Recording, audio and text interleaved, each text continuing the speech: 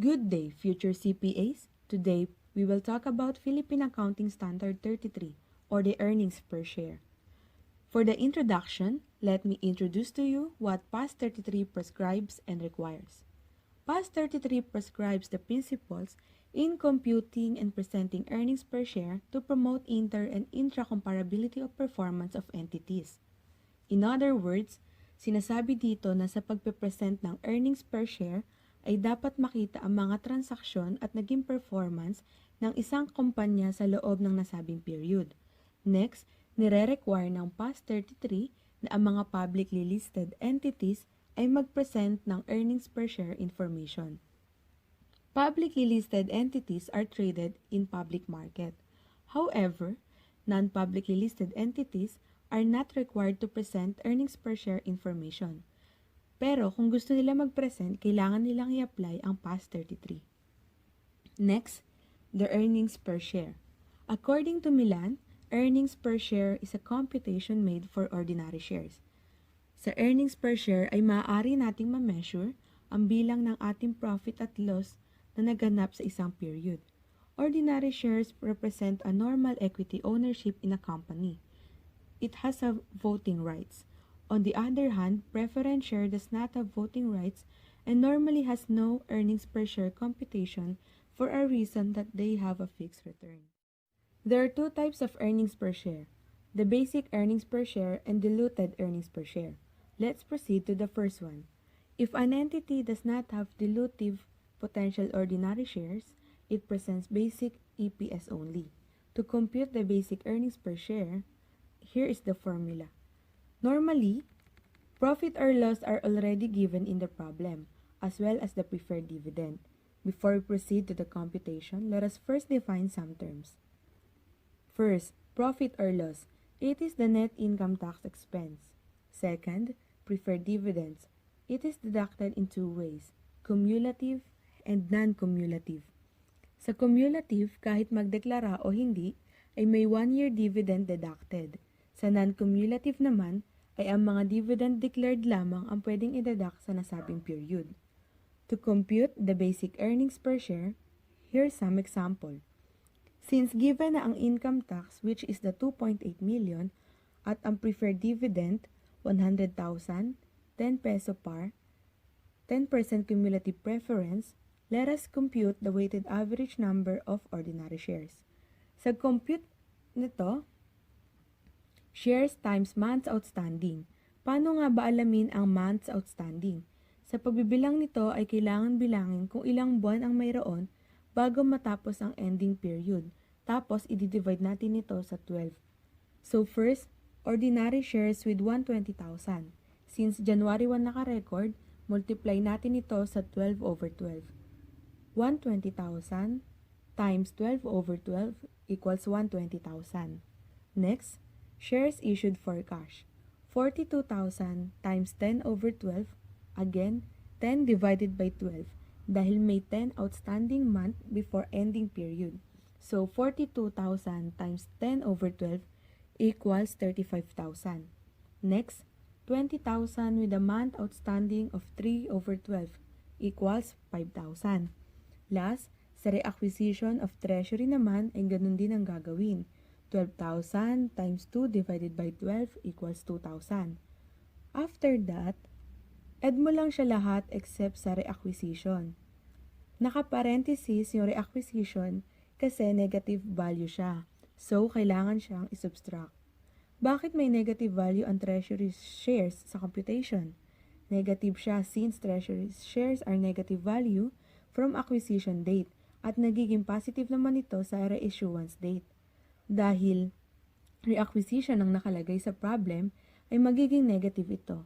Kapag nakuha mo na ang summation ng mga na-compute, ay makikita na natin ang weighted average ng ordinary shares which is 158,000.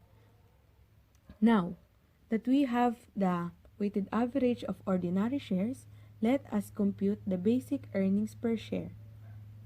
Basic EPS is equal to 2.8 million the profit minus preferred dividend 100,000 times 10 par times 10% equals 2.7 million divided by weighted average of outstanding shares, 158,000. The basic earnings per share is 17.09. Next, let us have retrospective adjustments. According to Milan, ordinary shares are issued without a corresponding change in resources, the basic and diluted EPS, and the weighted average number of ordinary shares outstanding during the period and for all periods presented are adjusted retrospectively. We can find it on page 346 of our book. Example of this are share or stock, bonus element in any other issue, share split or stock split up, and reverse share split or stock split down. Ibig sabihin, kapag may additional ordinary shares na nag-occurred at wala itong naging epekto sa assets, kailangan itong i-adjust retrospectively. Now, let us have right issue. Right issue is a dividend subscription rights to buy additional stocks, shares, and securities in a company. Stock rights are issued to shareholders in conformance with their preemptive right. The exercise price is normally less than the fair value of the shares. To compute the basic and diluted EPS, here is the formula. Adjustment factor is equals to fair value of stocks immediately before exercise of rights divided by theoretical X rights fair value per share. For the computation, we have fair value of shares selling right on less value of one right, where the value of one right is equals to fair value of shares right on less subscription price divided by the number of rights needed to purchase one share plus one. Now let us see the illustration. Entity A has 200,000 ordinary shares outstanding on January 1, 20x1. Entity A offers right issue to its existing shareholders that enable them to acquire one ordinary share at the subscription price of 120 pesos for every 5 rights held. The entity rights are exercised on May 1, 20x1.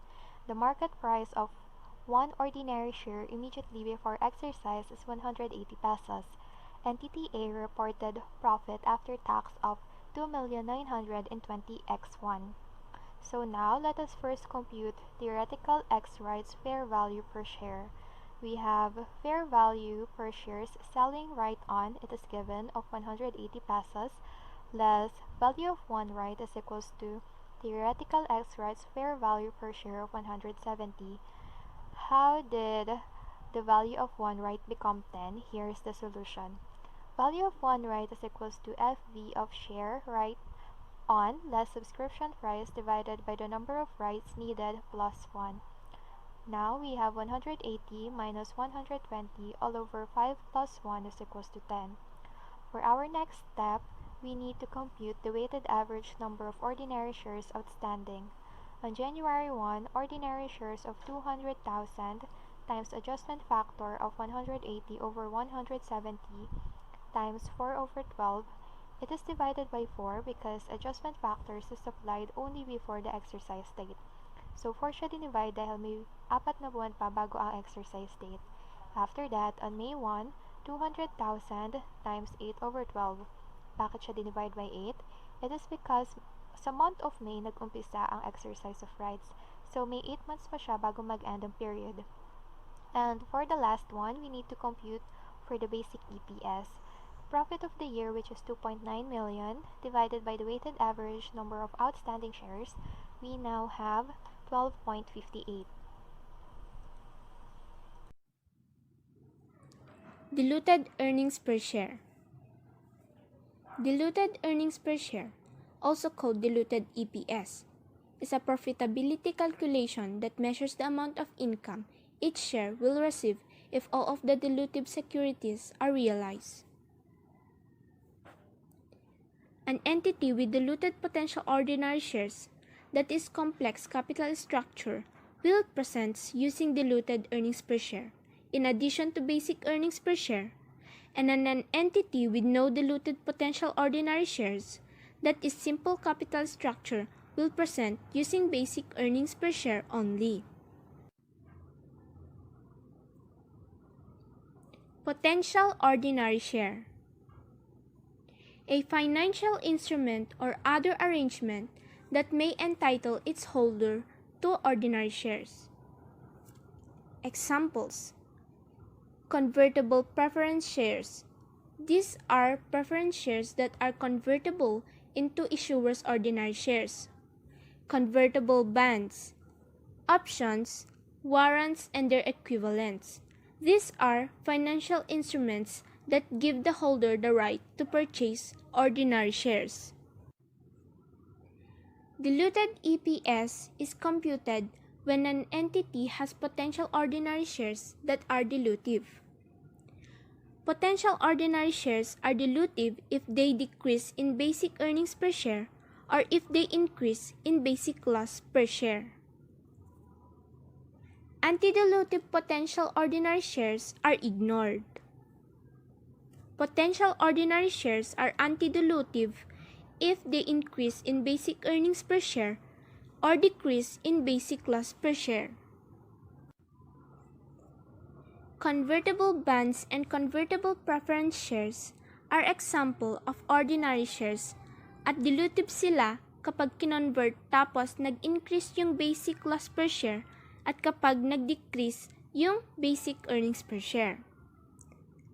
Other example of potential ordinary shares are options, warrants, and their equivalent. Dilutive sila kapag yung exercise price ay mas mababa sa market value of the ordinary shares.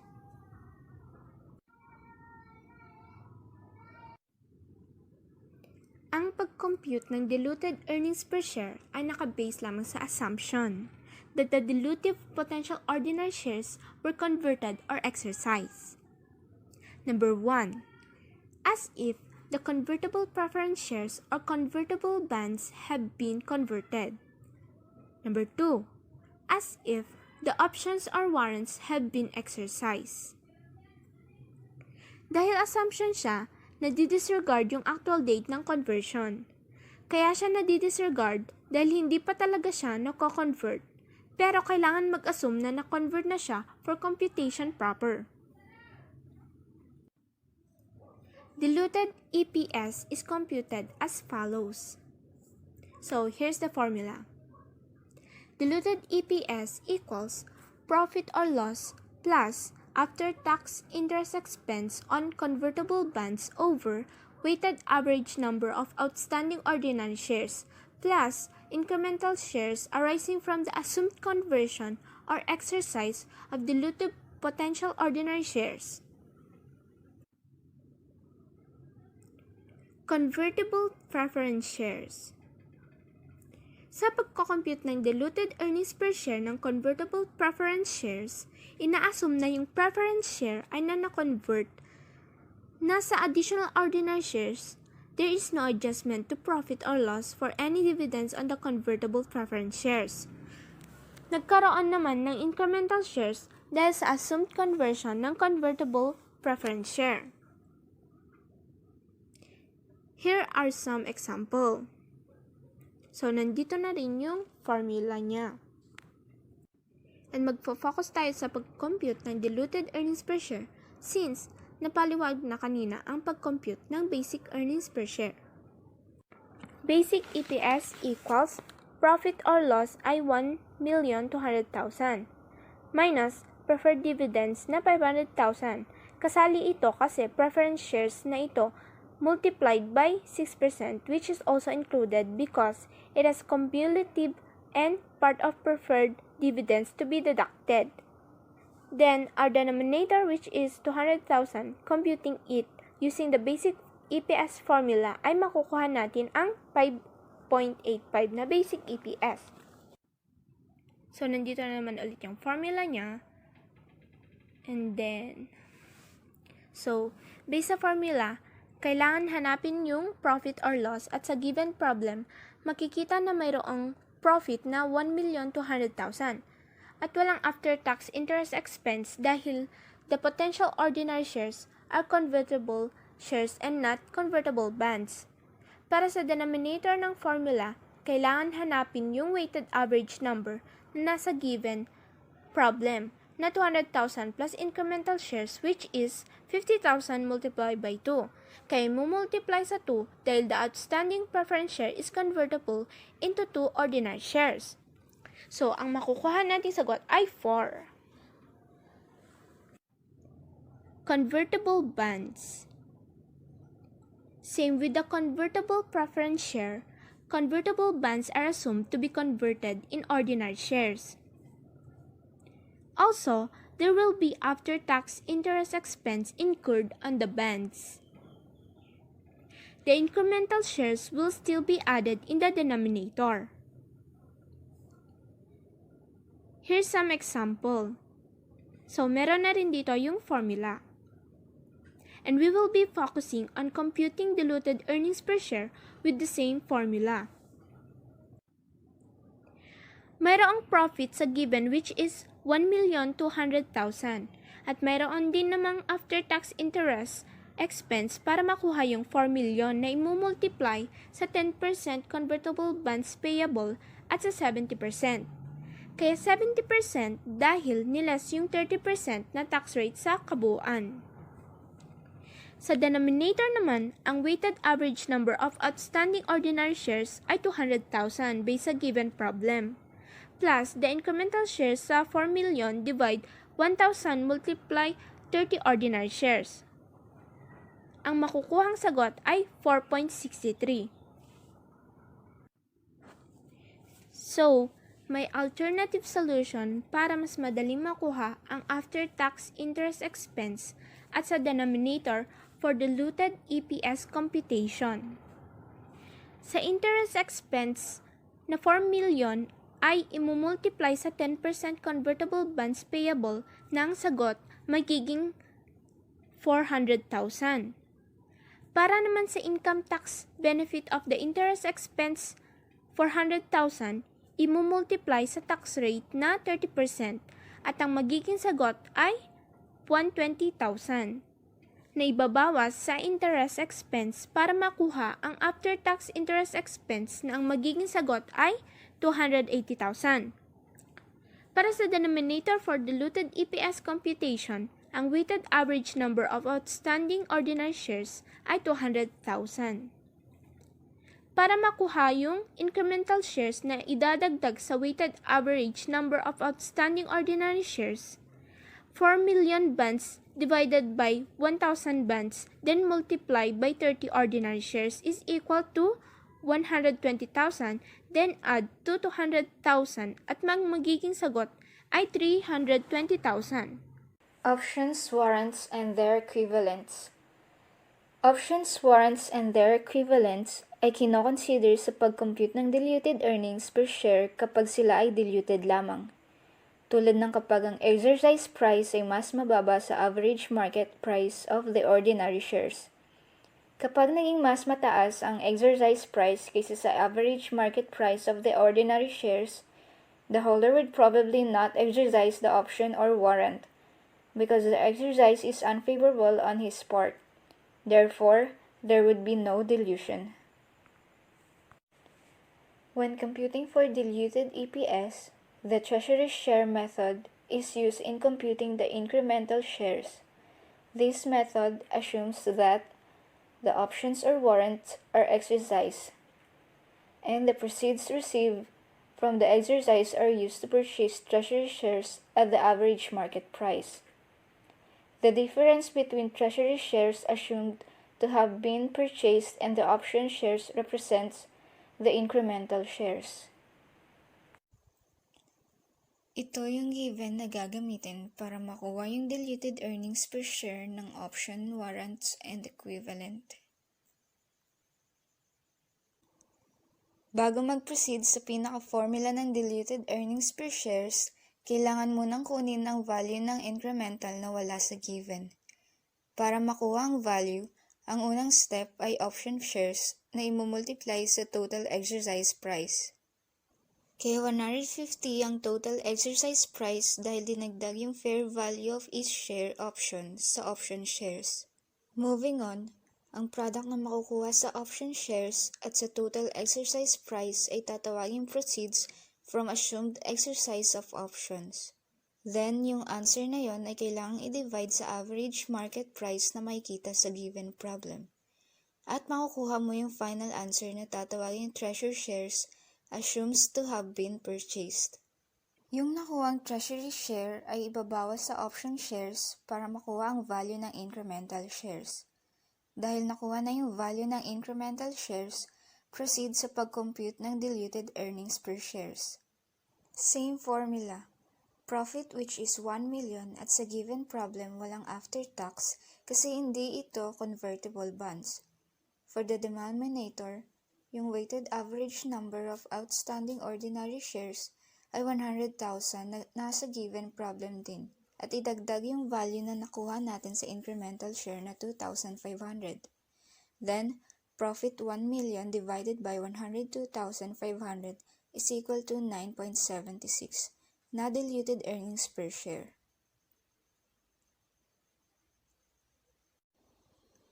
Kapag mayroong multiple na potential ordinary shares, kailangang nakarank based sa most dilutive to least dilutive. Ang most dilutive potential ordinary shares ay yung may pinakamababa na incremental earnings per shares.